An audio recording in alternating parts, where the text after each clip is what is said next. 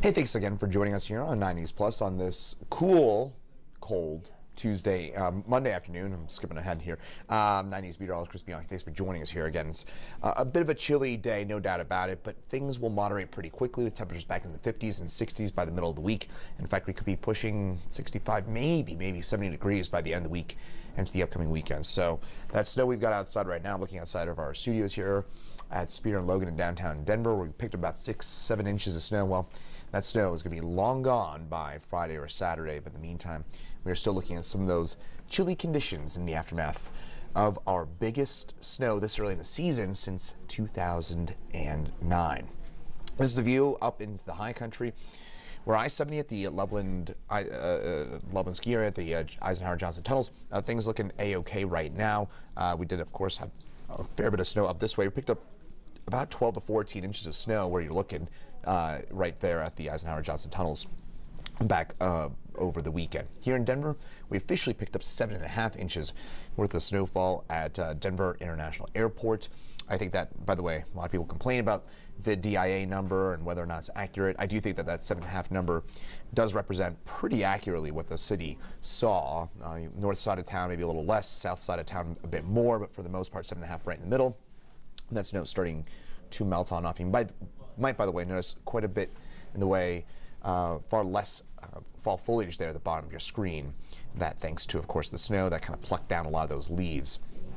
So for today, it's chilly. It stays chilly for tomorrow, and it's warmer for the middle of the week and a dry week ahead. We don't have any meaningful rain or snow chances until the beginning of next week, and that would be at the very earliest. So for today, it's that mostly sunny, deceptive sunshine kind of day, high temperature right around 40. We did have a 62 consecutive hour at or below freezing streak that lasted from Friday night until noon today. So we went the entire weekend below freezing, and we did actually drop down to 10 degrees this morning. That made it our coldest morning in over 7 months. Got to go back to February the 24th for the last time that we got this cold. So certainly been a while. In fact, I should say that is 8 months. That was 8 months. Going back to February the 24th. So it's been, again, a while since we've been that cold. So those highs for today, again, low 40s for us. In fact, those temperatures right now were actually fairly mild compared to expected. Downtown, we're actually at 42, Littleton at 48, and DIA 43. So we're a little higher than the forecast. It seems that sunshine has kind of warmed things up pretty quickly here along the front range. But kind of interesting to me, notice Fort Lupton. That's probably only about a 10-mile difference from DIA to Fort Lupton. That is kind of a cold pool. We get slightly lower, so notice Fort Morgan as well. Those areas are slightly lower, so the cold, dense air is always looking for the lowest point to sink down towards. That's why places like Fort Morgan, Fort Lupton, slightly colder by about 10 degrees or so, 5-10 degrees than the rest of the metro area. And that is, again, thanks to just a bit of a cold pool where that denser air is just sinking down towards in that direction. For tonight, we'll drop down into the mid-teens. It's going to be a chilly night ahead, and with those lows down around 15 degrees. Not quite as cold as last night, but still going to be pretty darn chilly. For tomorrow, mid-40s for us.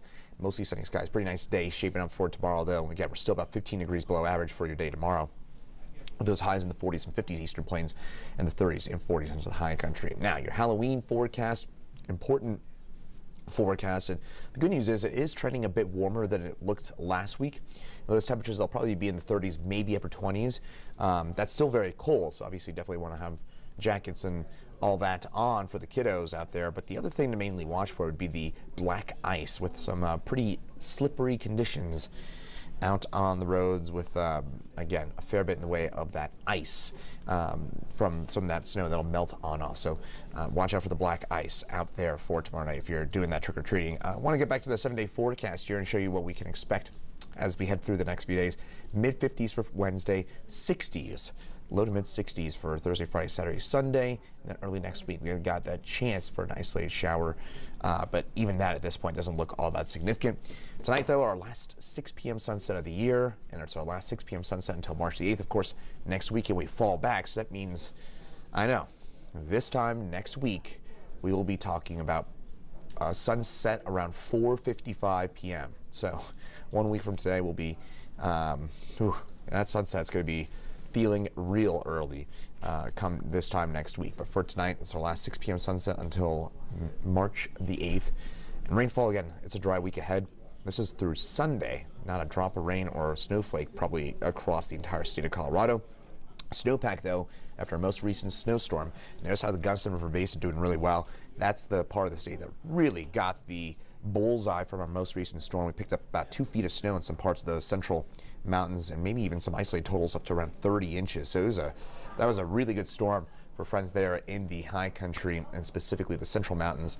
Northern mountains, southern mountains, not quite as much, but still, overall, a pretty good storm.